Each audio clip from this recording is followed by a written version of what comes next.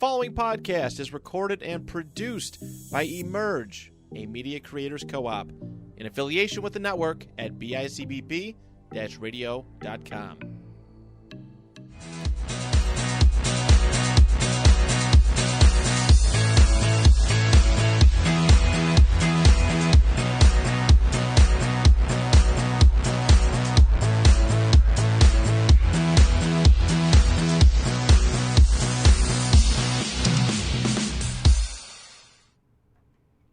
Hello and welcome to a very special episode of The Next of Kin. It's going to be a short episode. Christian and I are going to do our impressions of Black Adam, which we saw literally like 20 minutes ago, as well as a quick conversation about Tales of the Jedi. Correct? Yeah. Okay, welcome back, Christian. How are you? Good. This is Next of Kin podcast. I'm your host, Rich, joined by my son, Christian.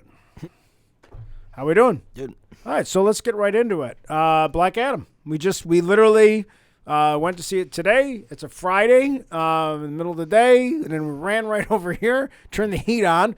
It's freaking cold here in Emerge today. But right off the bat, I guess I'll start with just saying I did not have any high expectations on this. Right, I went in with very little expectations, so my thoughts were, give me something that's not awful. I figured if anything, it would be bad. I figured if anything, sure. I was like, I was going in, I didn't have any expectations, though. Yeah, so, I mean, that was kind of my expectations. I figured it, to be honest, I guess my expectation it was going to be bad, if that makes more sense. I just usually, assume, with DC, and it was, a bit of a, I don't know. There was just a weird vibe for this film, but, I don't even think the marketing totally yeah, the marketing's kind of a weird thing. Isn't it was even more the full, the full vibe doesn't really catch the vibe of what the movie is fully. Didn't you kind of feel like the marketing was almost targeted for people, kind of behind the scenes, almost trying to create a groundswell for this thing, at conventions and they were rocking. There was a heavy marketing push for this because again, they literally pushed everything. Again, Warner Brothers barely put anything out towards the end of this year because they didn't have the money to. So they needed this to do well for their own going forward purposes. Correct. So there has been a pretty big marketing push. There was a post credit scene for that stupid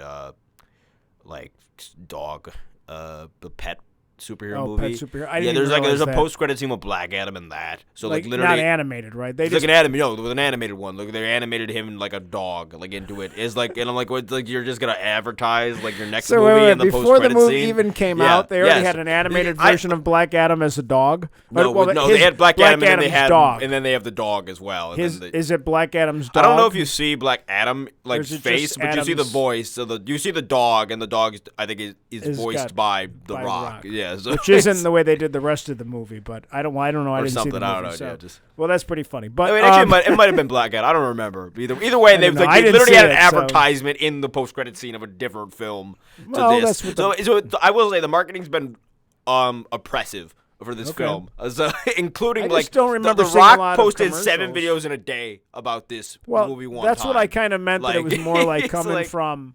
He was really pushing it. This is something. This supposedly was his big project. He has this character is literally a D-list comic character with a very little story there. For whatever reason, he felt like this was a big thing. But let's not. We already kind of talked about this character about that before. Just get right into the movie. So.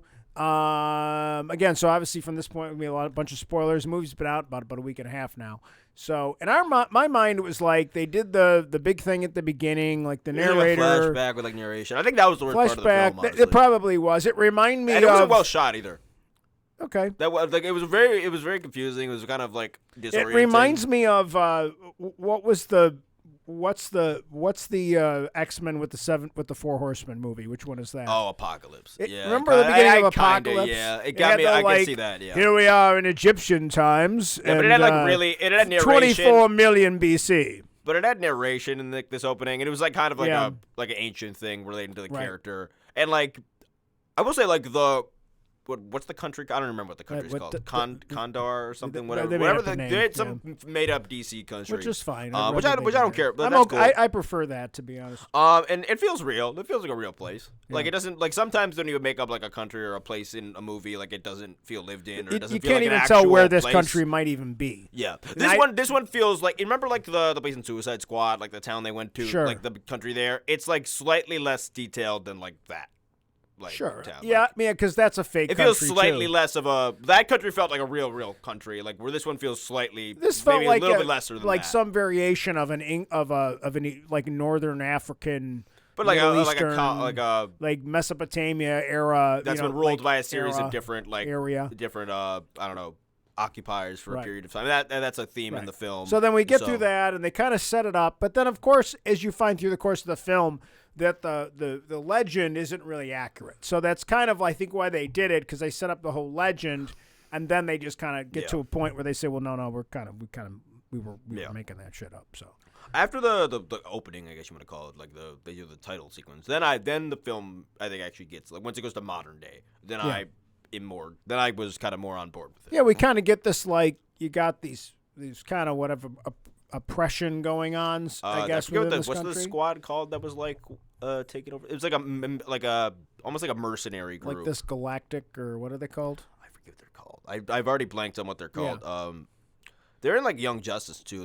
They're like a group that basically has access. Intergalactic gangsters is what they basically are. Inter something, right? I don't know. Yeah. Either way, they just kind of have like access to different like alien and like advanced tech that's kind of like I guess left behind. But it's from the basically a lot of remember, mercenaries like, and exactly. stuff like that. And Either they're way- kind of set up checkpoints around the city, and the people kind of oppressed. And it's obviously a pretty poor Yeah. country. They said they've had a series of like occupiers like over the course. They don't Right. specify or anything. But even when like the Justice Society shows up later, they get the very like common treatment of like kind of like the foreigner trying to come in and like help us, like right. like help with being in quotations. Well, so. before we get to so obviously there's a kind of geopolitical thing that they're trying to set up with this. Yeah, it's a little that geopolitical. you've got all these superheroes, but they really don't. They only help with big picture stuff. They're not doing like little picture kinds of things. Mm-hmm. They're not really there helping. Batman's not there like And taking this down has like the a regime Justice or anything. Society in it. Well, let's before talk we about- get to let's talk about Adam. Let's talk about him as the Justice character Society, yeah, first, I like guess. there's the mother with her brother and a couple dudes looking for the crown. This crown that the ancient king wore, and they get surrounded by the mercenaries, and so she kind of knows how to awaken. She realizes that it's not Black Adam. What is his name in the thing before that? Like Teth Adam, I Teth think. Adam. They call him Teth Adam most of the film. Until they get to the end when he's Black Adam. And so she's able to awaken him, and then that's really where the movie takes off, because he's quite he's quite a handful, and they do it pretty well. Specifically, let's talk about. I guess we can talk about The Rock just as the character. Yeah. Like, we're not. I'm not the. I like The Rock for the most part. I don't not enjoy him in films, but he's not. Right. But he's very often the same character. Sure. Especially in like a lot of those like kind of all blend together action movies that he does. Sure. That are kind of like with Skyscraper and like the one with Kevin Hart. Where he always wears like the joke with he's always got the same colored shirt on. He's not quite that character in this. He's not this. I wouldn't say he's that character in this at all. He's not good enough actor to completely break his character his character type. Yeah. But he clearly is a much more serious version of that. He's not really cracking jokes, and No, he's not comedic. He doesn't. He never flashes the big well-known rock smile. Well, there's a couple things like one, he's very much out of time because he's like been locked away for 5,000 years. Well, for the first whole sequence, he doesn't even speak English. Yeah, uh-huh. He's only speaking in whatever the native. So like he tongue doesn't is really know supposed his to be. look. He doesn't even recognize his like own country basically Right. around him. So there's He has a cool line when he says like your magic is weak or something when like the that. guns are shooting when he's They're been shooting shot by guns, and they do it like a subtitle. And that will say, whole first sequence when he kind of destroys the kills all the I would say mercenaries, we've was had pretty good. We've had again the gimmick of this character is that like he like kills, but then obviously like we've had that gimmick of many times before, and there are plenty of comic characters with that gimmick or hero characters. But with certainly that not to but this no, level but usually of power. it's not like a. It's not like a Superman level being that that's also a. Because by the end he's a hero, I guess. So yeah, well, it takes him most of the movie. He's an to get to that anti-hero for point. most of the film. Yeah. So.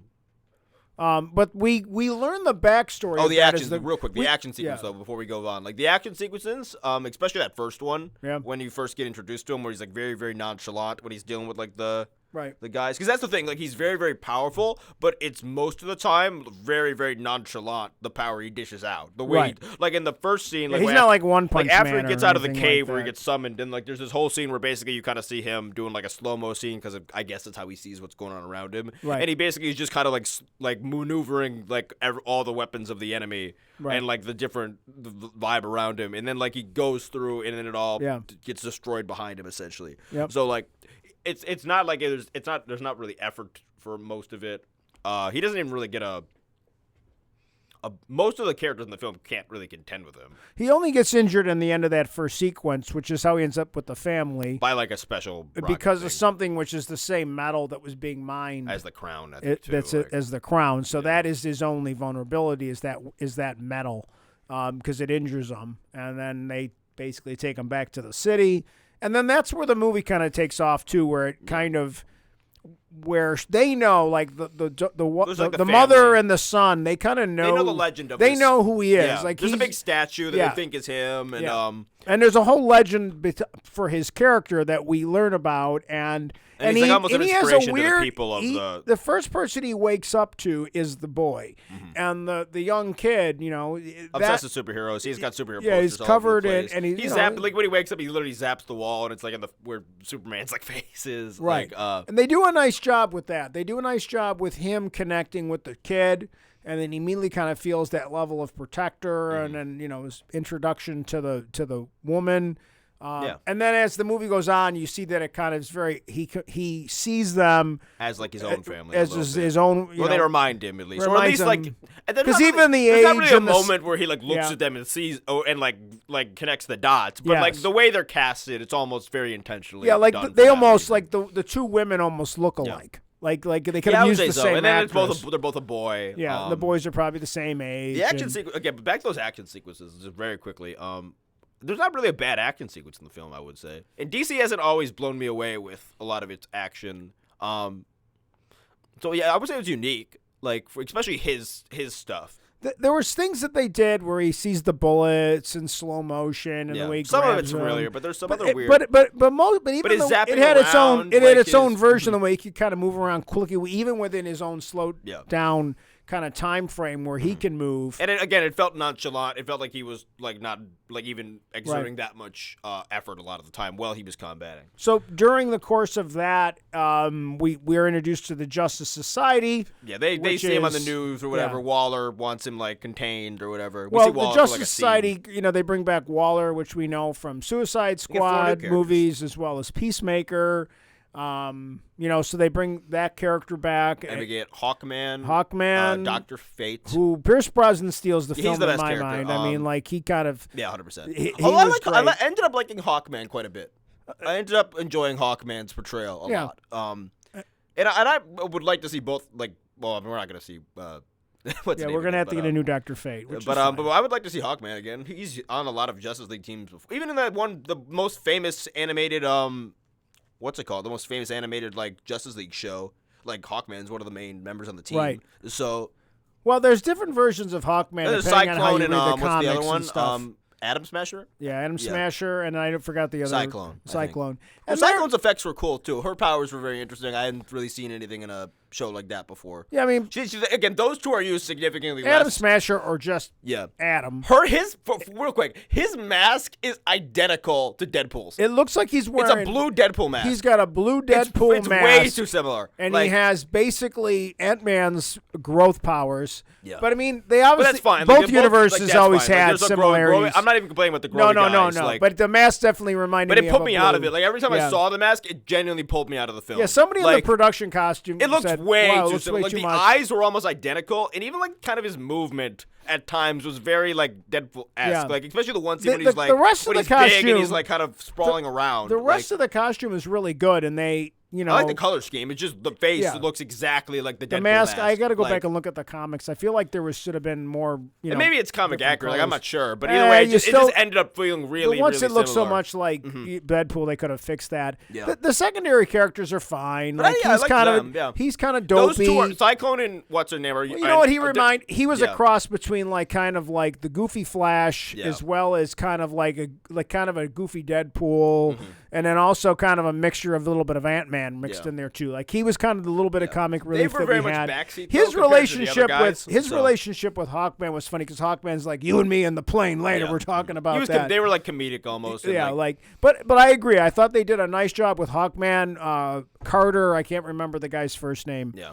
You know, he's supposed to be this super wealthy dude, and they did a nice job establishing. He's immortal too, I think, isn't he? Hawkman's supposed to be like immortal or something. No, because there's two different Hawkmen. There's like I'm probably getting this wrong, but I thought there's one that's like in the comics, which is like an interplanetary guy, and then there's also Hawkman that's just like an Earth dude who's just rich. Yeah, I don't know. It's good. Yeah, I forget, but either way, Yeah. but he can't be immortal because he was Justice Society. Dr. People, Fate saw his death. Hawkman and Fate have like the most screen time. They get the most to do. Yeah. Hawkman is kind of the main not antagonist, but the main like for part of the film, like there's almost He's there's like rotating antagonists because like for a while they do a really good job of having Black Adam and the Justice Society in conflict, but without having it feel forced. Right. Like there's actually a good reason, like not a good reason, but like it feels like they would make sense. Like it's natural that they end up fighting, and right. And like the personality types and like kind of like the more rigidness, like kind of stereotypical. Well, Hawkman's job was to kind of be like the very stereotypical like heroes don't kill role, and be the foil to Black Adam, who is like a bit more like let me play devil's who views it a lot more simplistically and almost has like the question. oppressor logic of being like from the nation that was oppressed, and well, the kids almost gives it to him. Let me ask the devil's advocate: is it too much at times? Is he too Batman and Batman versus Superman? Slightly, but I don't think it's nearly as egregious though. Like Batman v Superman, like every scene is almost like egregious. Where this one is like, no, that's literally like because Superman wasn't doing anything in like at least this guy is like doing some pretty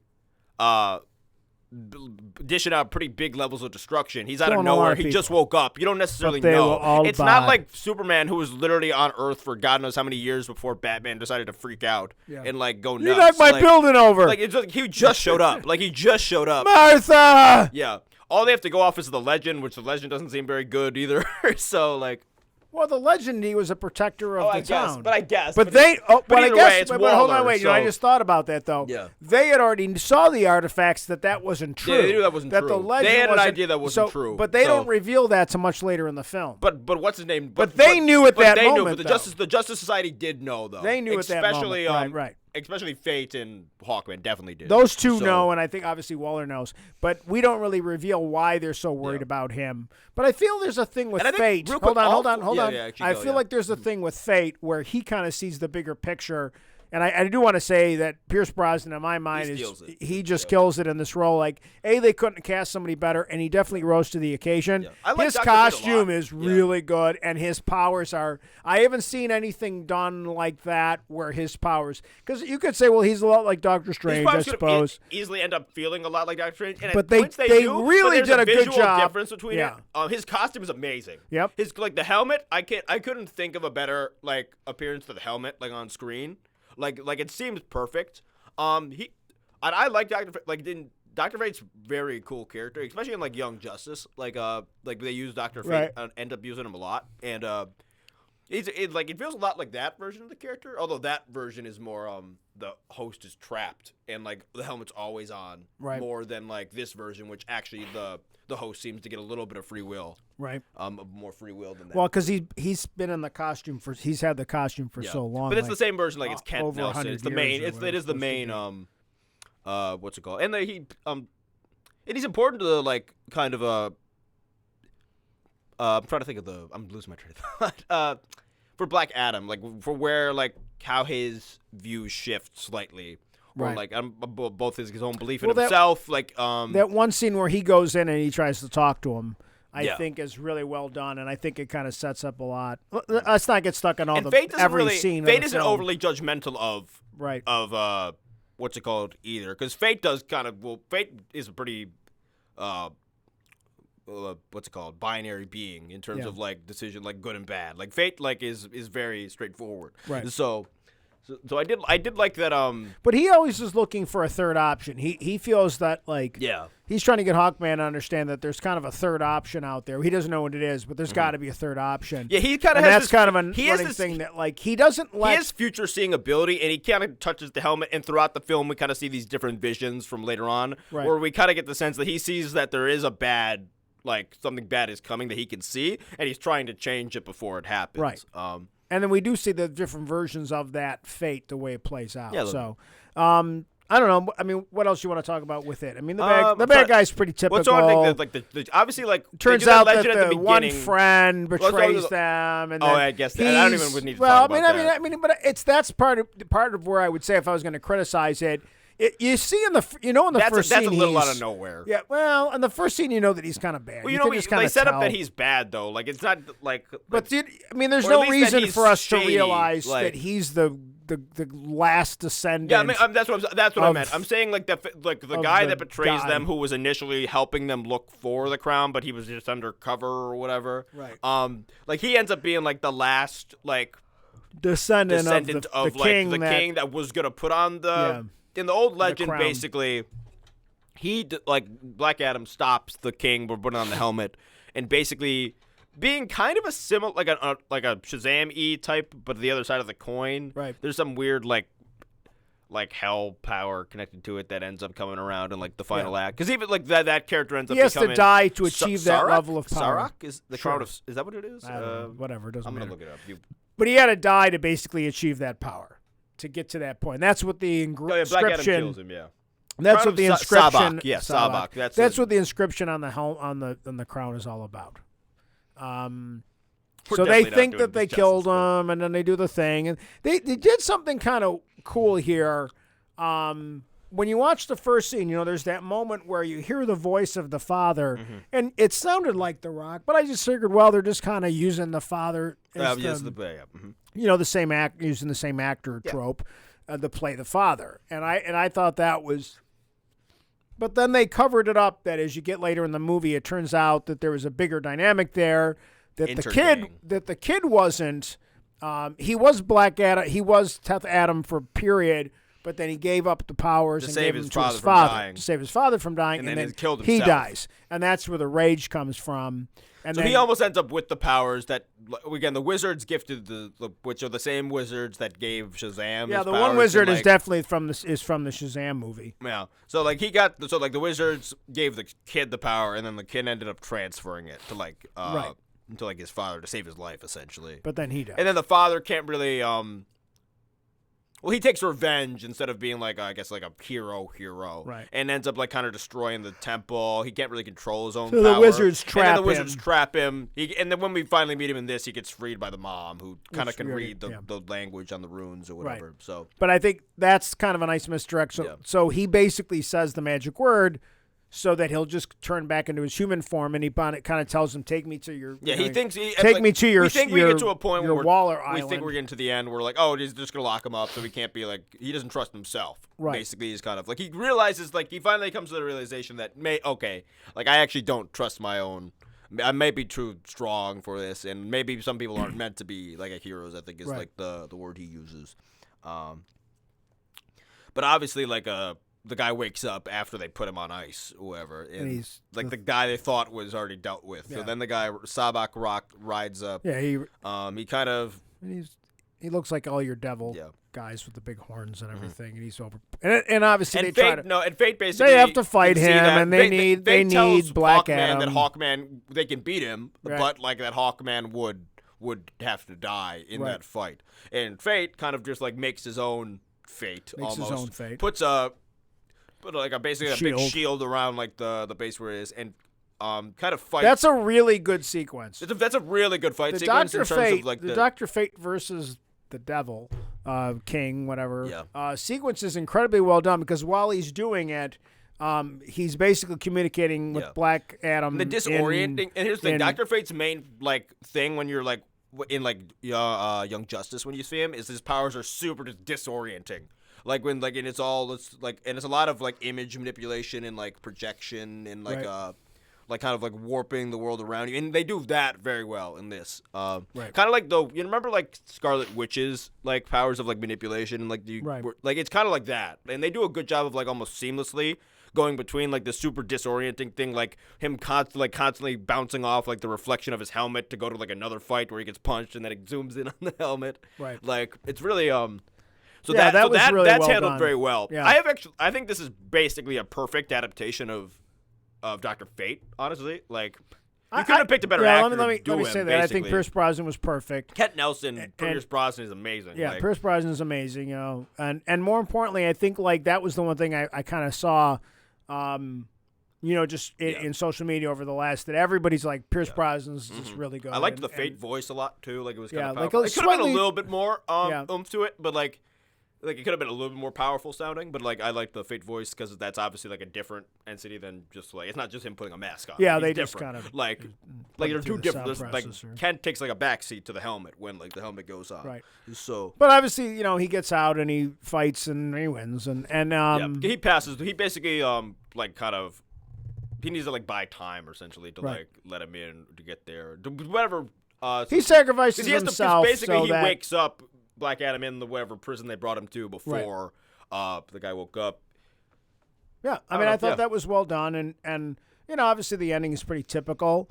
The helmet just kind of dissolves and disappears. Just gonna have to choose a new person. I don't know if we'll see that ever again. Yeah, I don't know if we'll see Dr. Fate anytime soon. I hope so. I like Dr. Fate a lot. Yeah, I mean, it's a shame for the one-off of Dr. Fate with the Pierce Brosnan, but I thought it was pretty well done, and it was kind of like he kind of longed for it too because he's seen so much death and everything. And I think like actually like having like some actual sacrifice of that character works for the film well. Yeah, you gotta have somebody die. It helps not mend, but like form a relationship between like Hawkman and Black Adam later, which was that they were at each other and then they both kind of rally around this one guy who believed in both of them. Yeah, so let's skip to the end now. Like they, you know, like it's just the son and the mother and Black Adam. Maybe the devil guy. The devil guy's got some cool powers too. I don't like he wasn't bad CG at all. Like no, he's pretty actually good. The CG in this movie holds up rather well. I thought, I didn't get weak like some of the DC movies, or just movies in general. Yeah. I like the death. I wasn't put out by the CG. I like how he killed him. Ripping him and then kind of like melts and very cool. And I thought all of those things, and Hawkman even some and of working together, even though they worked in some of the goofy things. Hawkman using the helmet at the end too, because he was because they had set up a really. Actually, the friendship between Hawkman and Dr. Fate was really surprising. Like they had a very friendly kind of mutual respect between them. Right. Didn't see totally eye to eye on everything, but they like sounded like guys that had like. They've been fighting many a mission together. They had saved each other God knows how many times. Sure. So I thought that was very cool stuff they did. You know, you get to the end and it's like, why don't you sit in the chair and you be the leader kind of thing, and he just smashes the throne instead. I thought that was a nice touch. Like and then he's just going to be the protector for the place. He doesn't need to lead him. He's just going to protect these people. Like, and then they get into this last thing, which pushed around for too long. Yeah, right.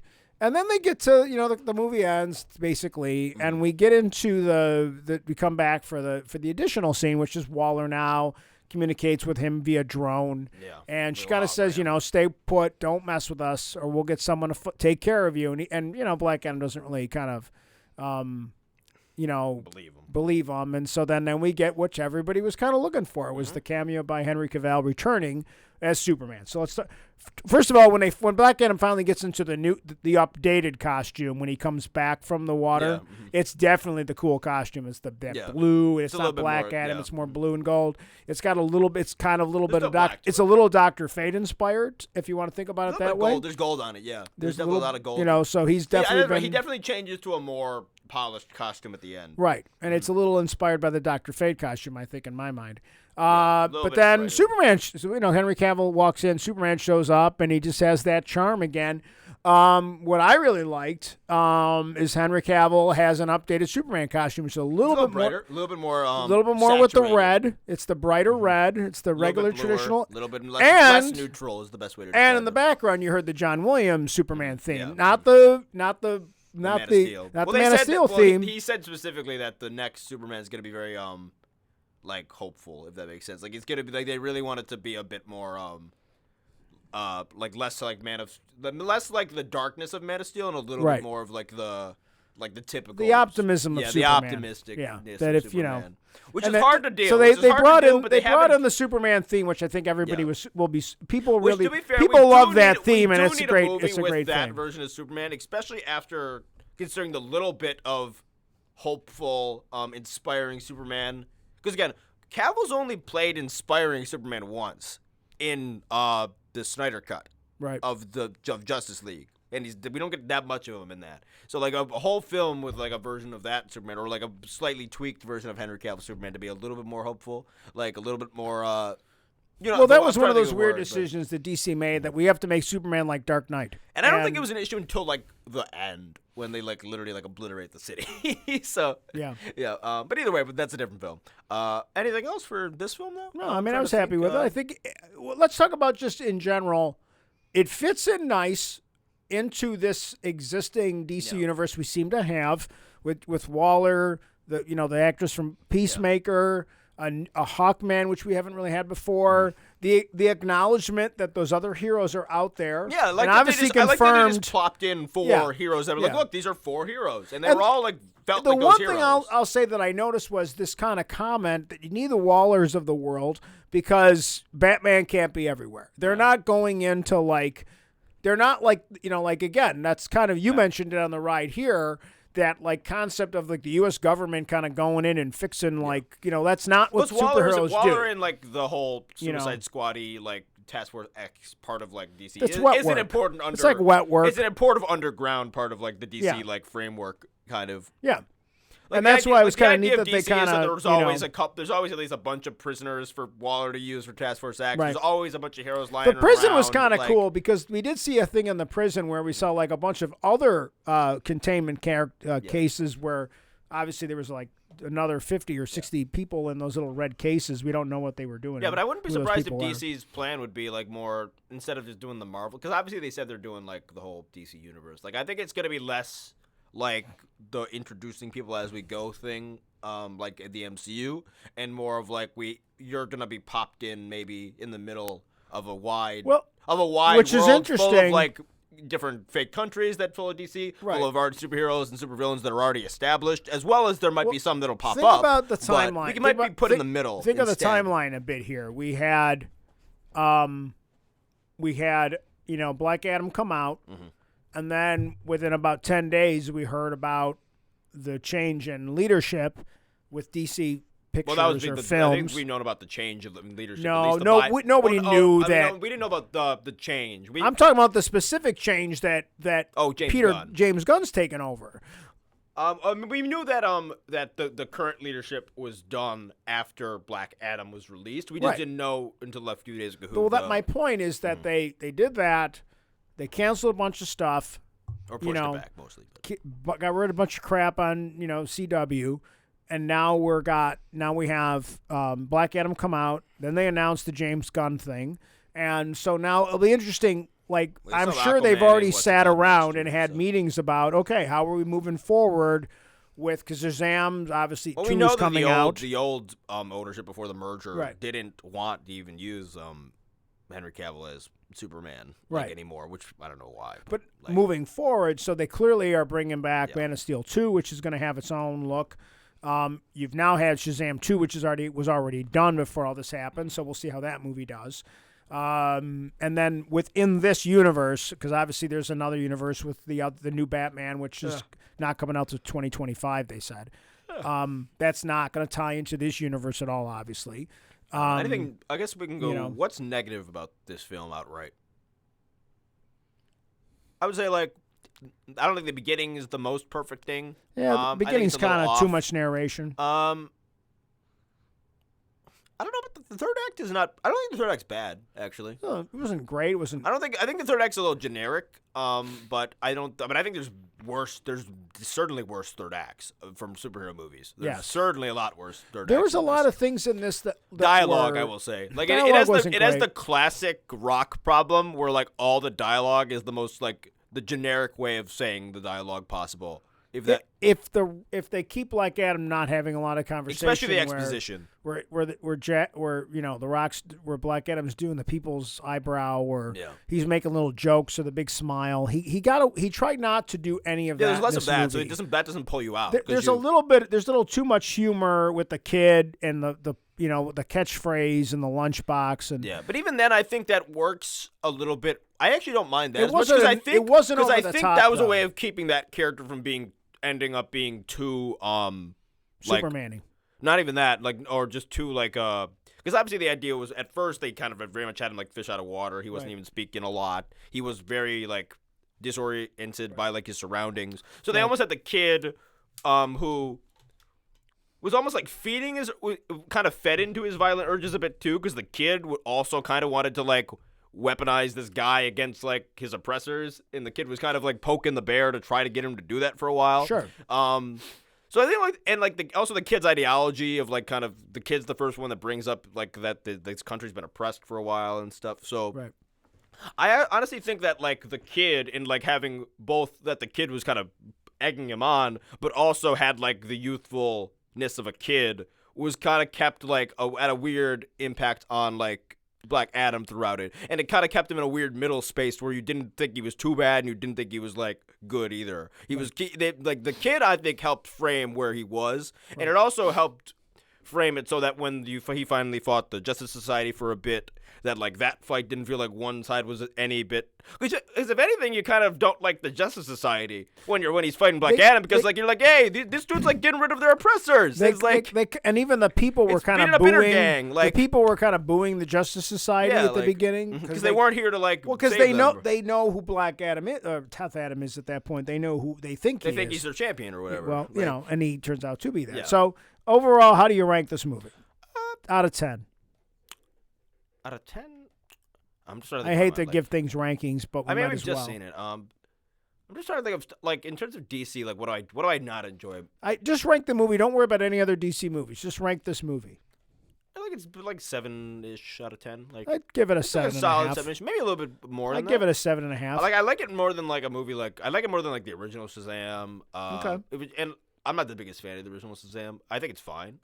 It's better. You think it's better than Aquaman? I think it's way better. I like it a lot better than I like Aquaman. Although it's better, obviously.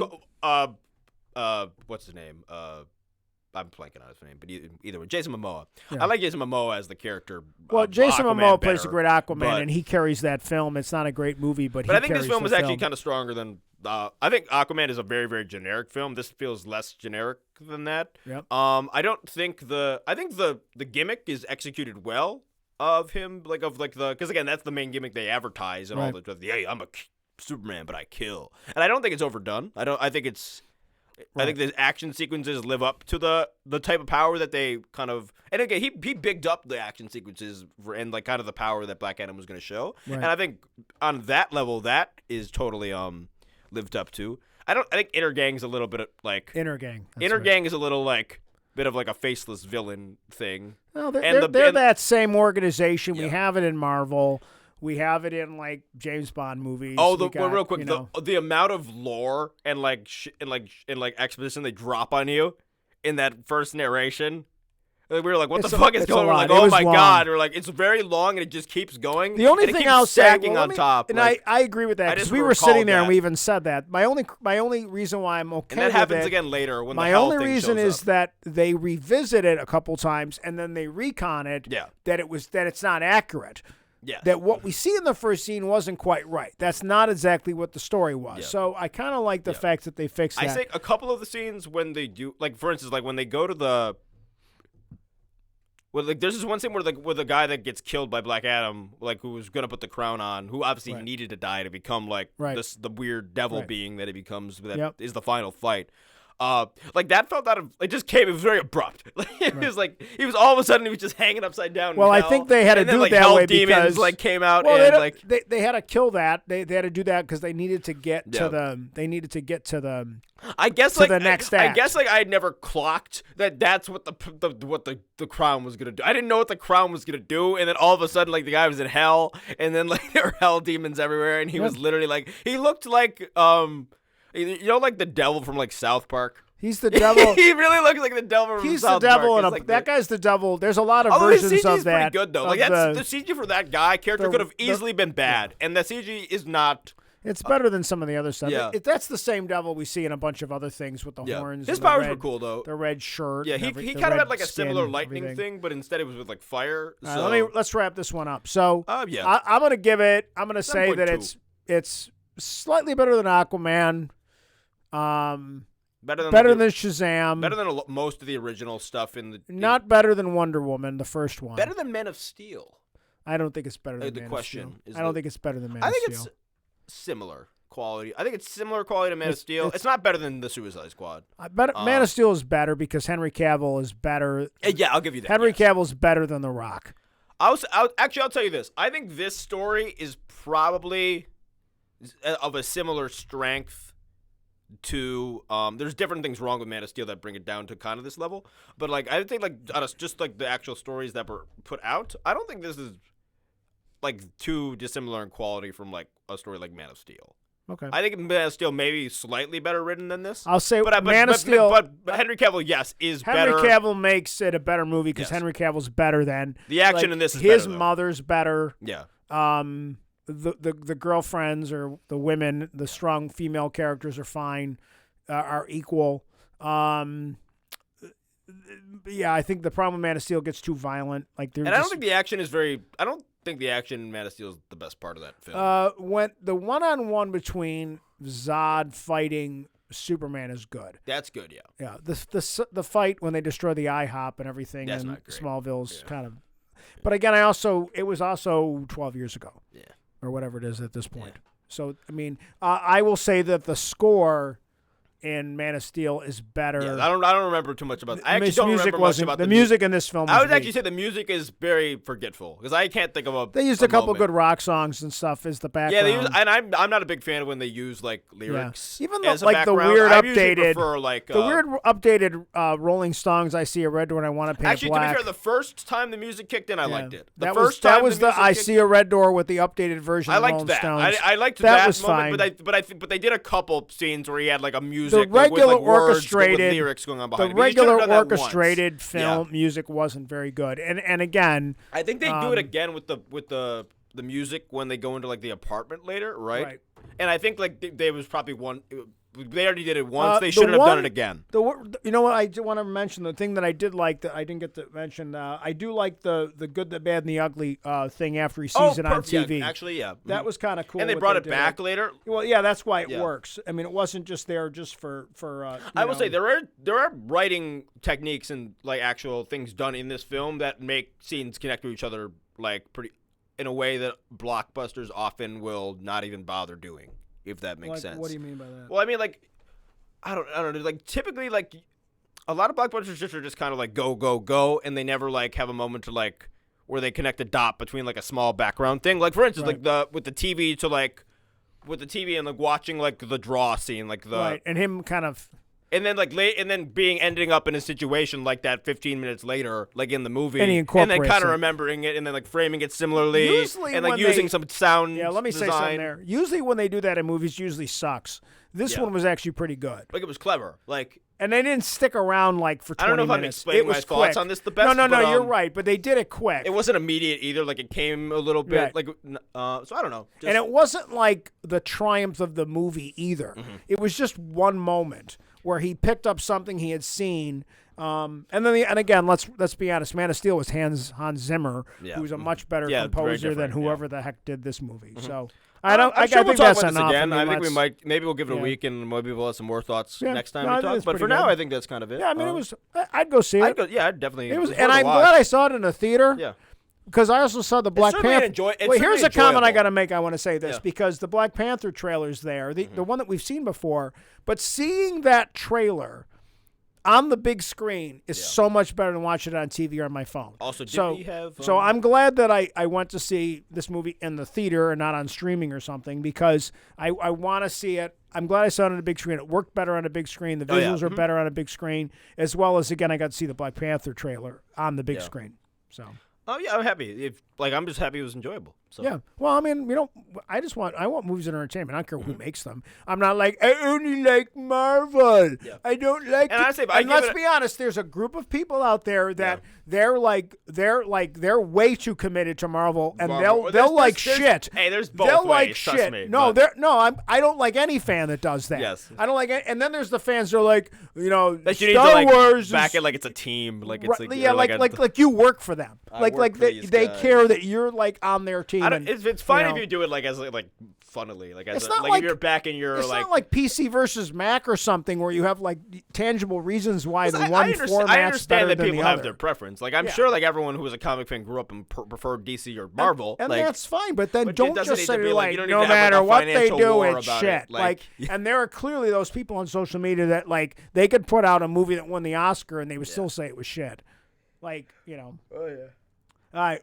Tales of the Jedi. I got a few things actually. Tales of the Jedi came out on. Actually, real quick before we do Tales of the Jedi, because this is supposed to be a quick this is episode. gonna be very quickly. We're already 40 minutes in. Are we 40 minutes in? Yeah, we're going. So hustle up. Let's Okay, go. so it seems like they're doing a Vision writers room at Marvel next week. Is the same guy who reported that Harrison Ford was going to be in a. Okay. So might be getting another Vision-ish like Disney Plus show. We'll Okay. see. Also, Black Panther first reactions have come out because they did the world premiere a few days ago, and let's just say we are very. I think we're gonna be in for a good time. Well, I think it's gonna be huge. The reactions have been pretty universally very, very, very positive. Like that's like I would I don't know, just like a lot of people think it's towards the best in Phase 4. I heard moving.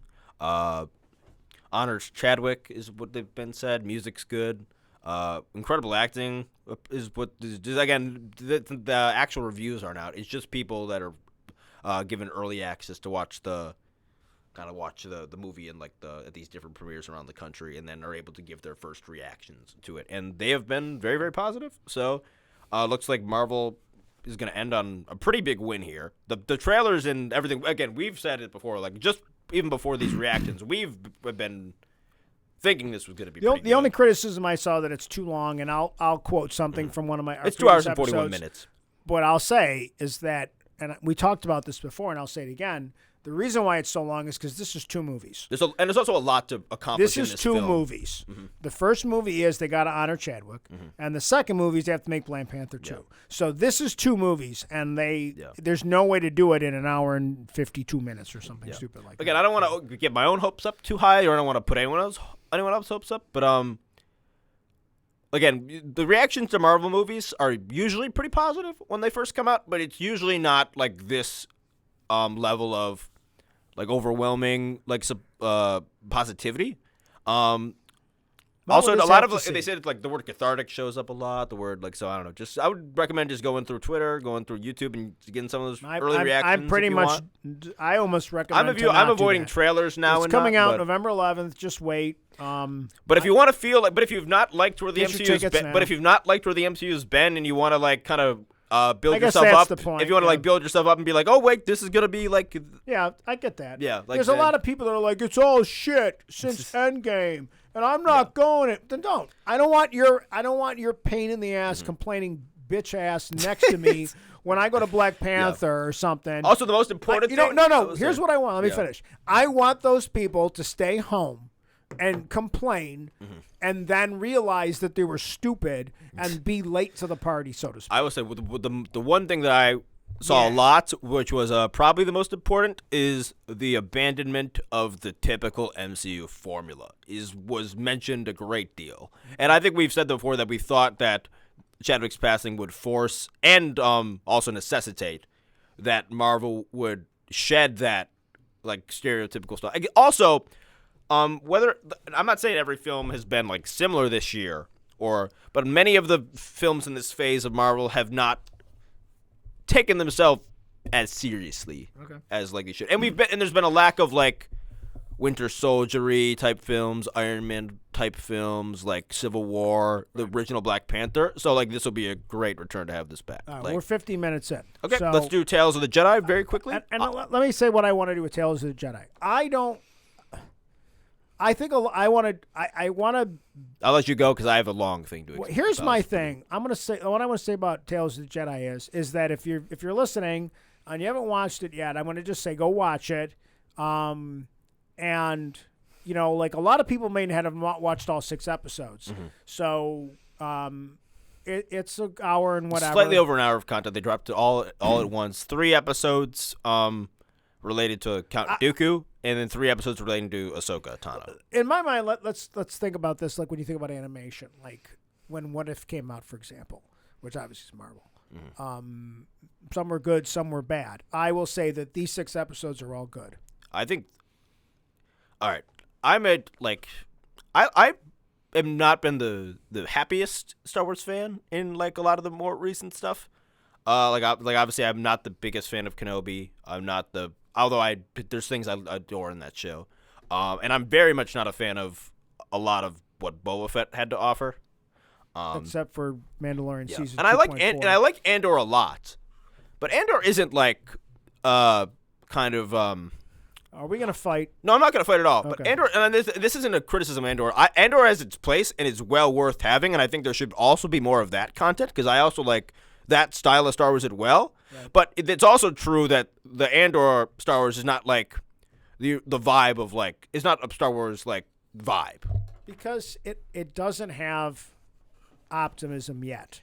No, yeah, exactly. So and that's important because but also it's operating in more of the we're in the ground middle level. We're in the middle of the dark ages, so to speak. Yeah. And I think it's important that it's purposeful in Andor. So this isn't a criticism at all. Right. But what I'm saying is like when you do watch but Andor, there's some jerk you miss out a little there, bit of like the whimsicalness there's of Star some Wars. jerk out there right now saying, well, it's not Star Wars. And it's totally Star Wars. Where there is something about specifically there is something about animated Star Wars at the moment. Like especially like this animation style. And about Dave Filoni. Especially when Dave Filoni and this animation style meet. Like, everything, it just feels right. It just feels like you're watching, like, true understanding of, like, every nook and cranny of Star Wars. Like, of the lore, of, like, the understanding of the Force, of, like, there's, like, in the first episode, you have, like, baby Ahsoka. You have an, introduction to a new planet, to, like, a new culture. And then this very whimsical, like, of, like, this, having a child, like, be exposed to, like, life and death, like, when, like, hunting. Like, it's kind of a little bit Native American-esque. But then also, like, this very whimsical, kind of, like, relationship with, like, the Force and nature of, like, having of Ahsoka, like, riding this big, like, predator, like, back into the town. It's very like sweet, like small. There's a thing. lot of cool things in it that are then you really get basically a 3-episode arc of like little tidbits into the fall of Count Dooku. What I didn't expect was, and this was the perfect stuff. Like the Dooku what stuff I didn't expect was, I expected like 3 episodes about Dooku and Qui-Gon that we're going to be kind of set back a while. Like, I didn't expect them to line up with to time hop as much as they did. And this first episode is actually, I think, the maybe not in like a book or something, but on screen. In like, terms it's of on certainly screen, the earliest thing we've ever seen in Star Wars. Yeah. I think Acolyte might end up being might have been a couple flashbacks before, but in general, or visions. Yeah. I think that that first scene of Dooku and young Qui-Gon going to a planet. Also, I didn't recognize it, but that same village is also the village at the end that Ahsoka's at. Oh, okay. So that's why. So there's also a connection between the 2 episodes where. So the episode that we first see early on that Dooku goes to, that's all decrepit at the end. Like when we see it towards the end, and it's destroyed in the final. Well, but either way, we have these. These episodes 2 through 4 are all Dooku episodes, and this first one, like you said, is they're going to like a planet to deal with like an issue with like a senator, with like a senator in the local population. Yep. Padawan Qui-Gon, which was really nice to see. And kind of like a not Jedi Master Dooku, like not even on the council yet or anything, and he kind of has like an Anakin reaction. And there's a lot of comparisons to him and there's Anakin. This really beautiful thing, and I've never even thought about this comparison before. But like, and this must be just like a Dave Filoni thought process of like Dave Filoni apparently just saw some like connection between Dooku and like Anakin. Because think about it like this. Clearly, the way they're manipulated. In this first episode, you have like Dooku. Kind of feels like a little bit of like maybe a more mature, older Anakin, and like that reaction he has, where like once the senator rocks up because this town has kidnapped the senator's son, and this town kind of lives in squalor essentially. Like it's very obvious that like this senator is not taking care of his people, which also folds back into the whole idea of the prequels that the Republic doesn't take care of its own. And who are the Jedi to protect? Do they serve the Senate or do they serve the people of the Republic? And it's this kind of like mixed area. And the Jedi end up in between it. And then Dooku almost loses it and almost takes out the senator essentially, which is a very Anakin-esque. Especially if you watched a lot of the Clone Wars, feels a lot like Anakin in that show. You get the second one, which is like Dooku and Windu, and it's kind of like a similar situation to the first one, if we're being honest, but much closer to the Clone Wars. And the way they react in that, it's almost like you have a character similar to Anakin, who's like, or like a Qui-Gon-y character who isn't the most by the rules Jedi, and then you have a more by the book Jedi, Mace Windu, who would often be like say like maybe the Kenobi. So it's like there's a parallel. Again, Dooku's even more not Dooku. Windu's even more like strict and by the book than like a Kenobi. So like even that second episode also felt like, oh, this is more Anakin like Obi-Wan like vibes with Dooku and Mace. And then we get to that last one, and this fourth episode with where they bring back Yaddle, who's like the only other creature that's like Yoda. It's right within the timeline of. And let me just talk about this. It's really fit right in the timeline perfectly. And this is the second time he's done this. The first time he did this was in the final 4 episodes of Star Wars: The Clone Wars, when those 4 episodes are running concurrently with Episode 3. And there's these moments in it where you realize, like, oh shit, like that's what Ahsoka, like where like where the movie cut off here. But if you kept going for 5 more seconds, Ahsoka came on and joined the meeting. So there's these great moments in that where it just feels like where they managed to put like Star Wars: The Clone Wars, those final 4 episodes, just feel like they're on the peripheral of the movie, if that makes sense. Like they feel so seamlessly going into each other. And that same thing happens with this, but with Episode 1, where they have this seamless moment of a story that's running concurrently with Episode 1, where we see like a scene of after Qui-Gon showed Anakin to the council, and it's like Qui-Gon talking with Yaddle, and then he probably been seeing his master for the last ever time before he goes and gets killed by Maul.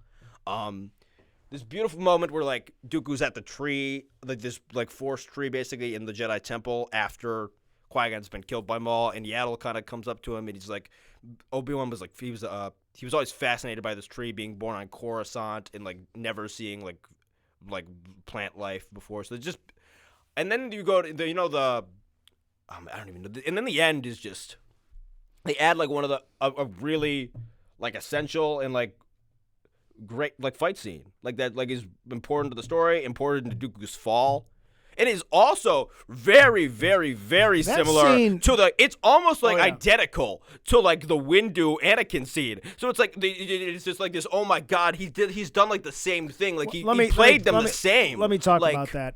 I think that Filoni, and again, why everybody loves Filoni, genius. Like why everybody wants Filoni to just be in charge is because nobody understands the universe.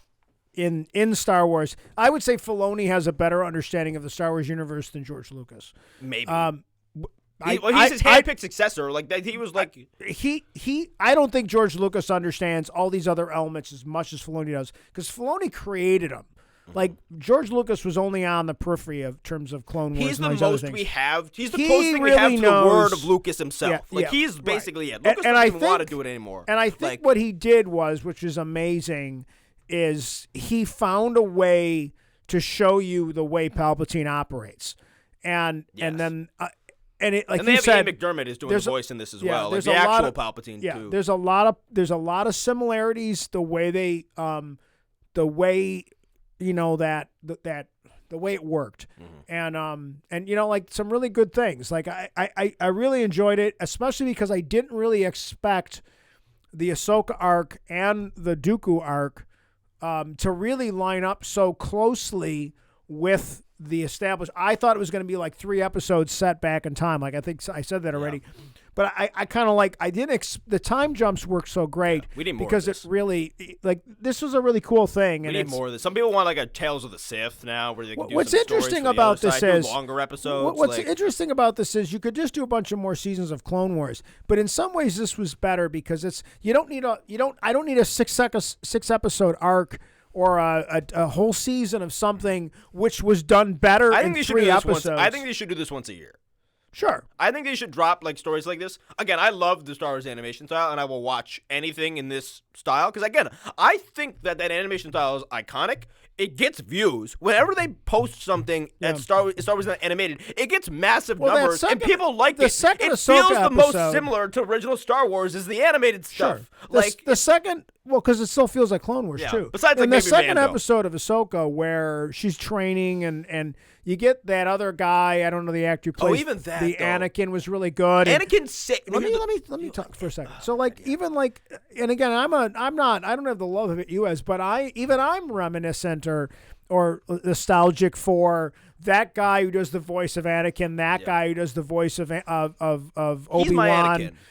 Like I like Hayden Christensen. Like he's grown on me a lot over the years, and I've learned to appreciate him. And I'm glad the community has as well. But that is my Anakin. Having that one more scene between those versions of Anakin and Ahsoka, which we can't get again. Well, let me talk about those last 2 episodes in a second. Go through that, because go through. All that right, so I just went through those. Supposed to be Obviously, a I quick went through episode. those. We're already at an hour. Yeah, I just went through those first 4, and obviously, I like the very whimsicalness of the first one. The Dooku arc, the Ahsoka one doesn't.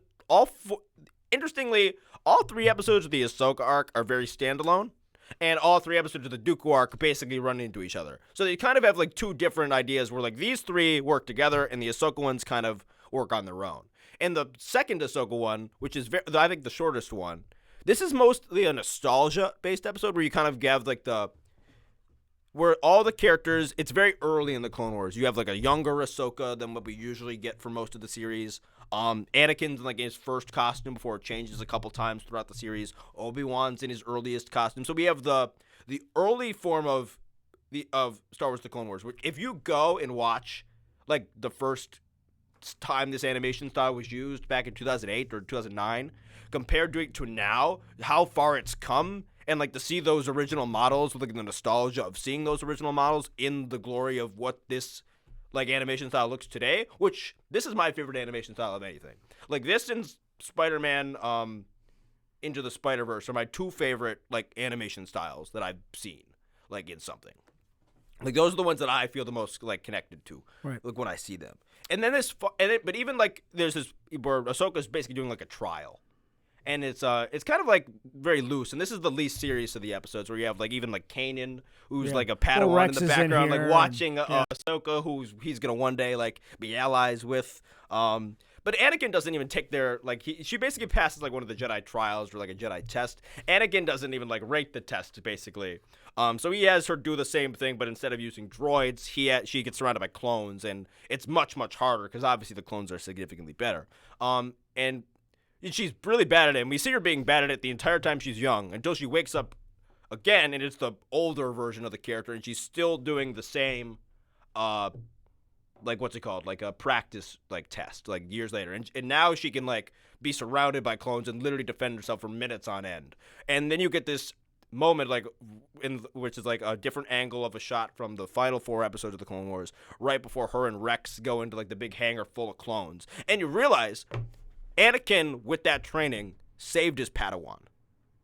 Even though, like, his fall kind of caused it all, and, like, he will even fight her one day. Like, Anakin's teaching and his, like, desire, he's like, it's my job as my master to protect you from everything. It's like, and as long as, like, if you can pass this, and if you can defend yourself from Rex and the boys, like, you will need to be defended from anything on the battlefield with a blaster. Like, and that's Anakin. And that is Anakin. And that is like, Anakin to his core, which is kind of, I'm going to protect you by making you protect yourself. Right. And it also proves, like, why she's as badass and as powerful as she is, because she's Anakin Skywalker's Padawan. Like, that has cred. There's a level of like of like talent that gets passed great. down. That's like, great. Yeah, so that's it's like great. and just the mixture of having one nostalgia plus just having this even more devastating moment of yes, Ahsoka was able to save herself because of Anakin and the specific training. And then the last episode, we get a little bit more of that peripheral.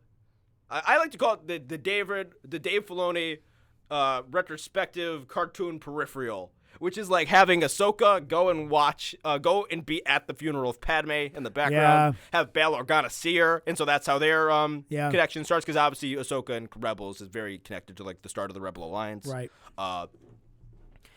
But even that, like, I just love the way that he plays with known characters being on the periphery of scenes and expanding on like, the what lore are you of doing here? literally expanding here? the lore of movies, and making those scenes even more in depth.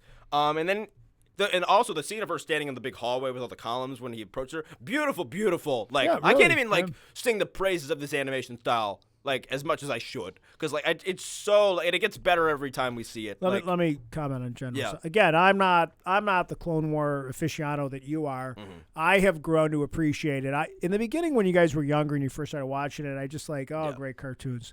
And again, one of the reasons we like doing this show is because I like that we expose each other to different stuff. Different stuff that we kind of find that, like, generationally, I probably wouldn't watch Clone Wars.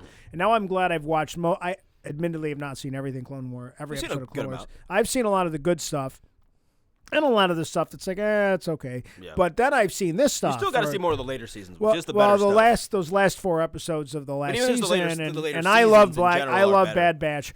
But I do really appreciate the effort and the dedication to the true Star Wars lore that we often talk about. We're not going to water down. They don't water down the lore because it's a cartoon. A lot of people who are complaining about Star Wars.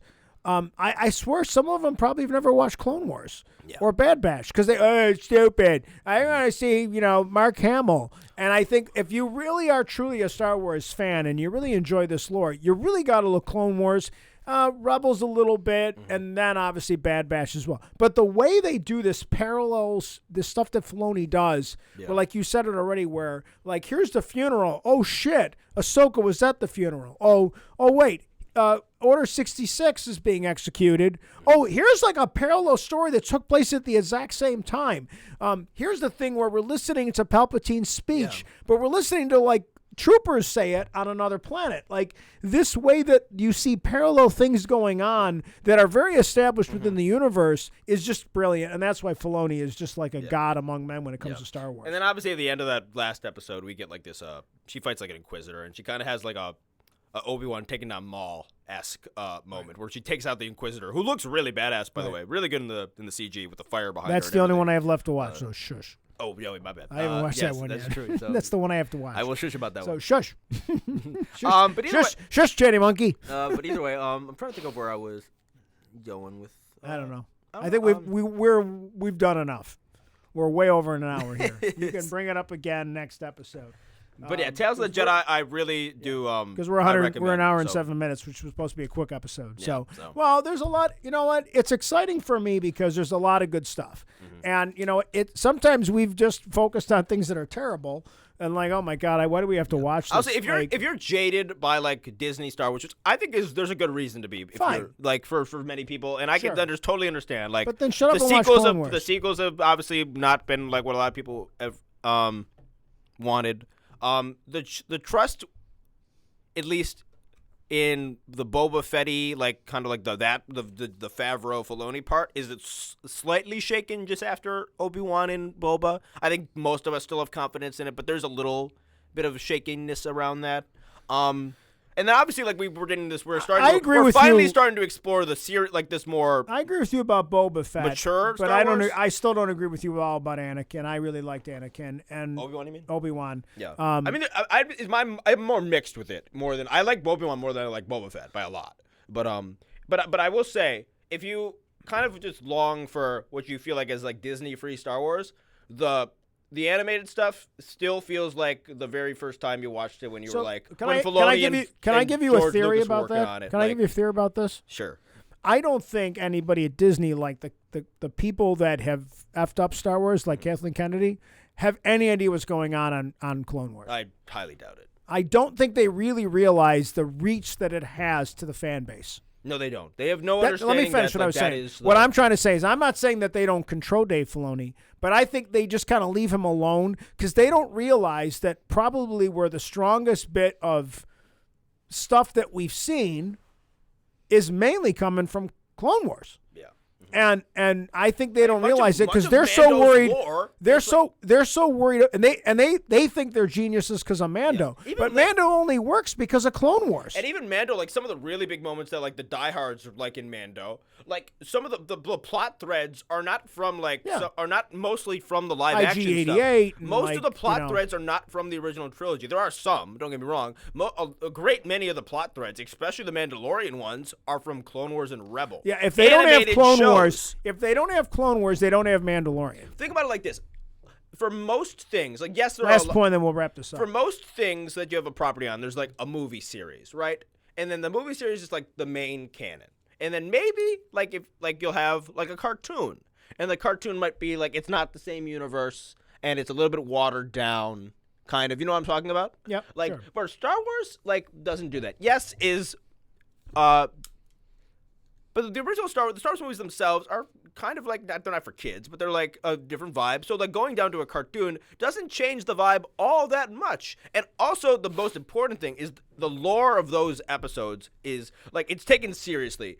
The lore of like a 20-minute cartoon episode in Star Wars to the overall lore of Star Wars is just as important as a live action movie. And to the fans themselves, like we view it all equally. When we watch Anakin like in Clone Wars and we see like Hayden Christensen play him, that's the same Anakin in our mind. There's no disconnect. Right. We like the real Star Wars fans, like it's all the lore, and lore isn't ranked by importance based on funny. what it's. I always like to bring up these comparisons, and it's funny because whether it's animated or not, like that's not how it's broken up. It's funny the way you're describing that is the same energy I felt in the 1970s when they came out with the Star Trek animated series, because they just said, well, let's just create this animated thing and we'll hire a bunch of people to do the TV show. Yeah. And what was great about when they did Star Trek animated series is that it's considered canon. Mm-hmm. Like everything in the Star Trek animated series was like, for us that were true Star Trek fans, again, I don't think the Saturday morning cartoon people realized what was being created when they created the animated series, like, you know, these new stories about Spock and Kirk, and they're all considered canon. Yeah. And I think the thing that they did with Clone Wars is for a lot of us that were looking for something to watch in between a lot of years when there wasn't Star Wars being made, all we had was Clone Wars, and they tied it in because to be honest, most of us never thought we were going to get that last trilogy, whether it should have been made or not. It was. So here's what I could like say about I don't know. Well, we got to wrap this up. So last point, we're done. Yeah. So wrap it up. Final point. I lost my train of thought. Never mind. Well, then let's just wrap it up. I guess we're good then. No, I mean, lots of good stuff. Go see Black Adam. If you haven't watched Tales of the Jedi yet, and you really love Star Wars, watch it, because I feel like you'll really enjoy it, especially if you understand. You'll really kind of get some... especially if you get a sense of again where these things are happening within the timeline. Oh, I just remember what I thought. I think through Star Wars, given what it is, like yes, when you think of like Luke Skywalker and like Anakin, like you think of the live action versions for a lot of people. You think of like the actual movie, but like Star Wars is probably going to be around for millennia. Like, given how big of, like, given the fan base. So there will be a time, and if they just keep making this animated style and more characters that are established get animated to it, like, there might be that the baseline of Star Wars one day is the animated stuff. And that in 50 years, if you have Luke, then you're going to be, there might be, one day there will probably be a different live-action Luke Skywalker. But if you keep this animation style, there will only ever be one animated Anakin or one animated Luke. So instead, like in 20 years, 30 years, and maybe the story that you're adapting or you're telling a story off another story, you're instead are like, you can just have it in the timeline. You can explore anywhere in the timeline. Yeah, You don't have to rely on a single actor with that face. You have just a blank canvas that you can like plop in, kind of like Game of Thrones, where like Game of Thrones, George R.R. Martin just plops into wherever part of the timeline he feels like when he's writing his other stuff. Like, he has the main saga, but there's plenty of short stories and, like, this big history book that House of the Dragon is based off of that's all over the place. All right, let's not go down another tangent here. All right, well, this was our quick episode, which was only 3 minutes shorter than our normal length. But definitely, surprising, it though. was good. Yeah, that was us. We were excited. It was good stuff to talk about. Again, get out and see the stuff we've been talking about. We appreciate you tuning in, and we hope you like this kind of special episode that we did, and we'll be back next week with another one. Take care. Yeah.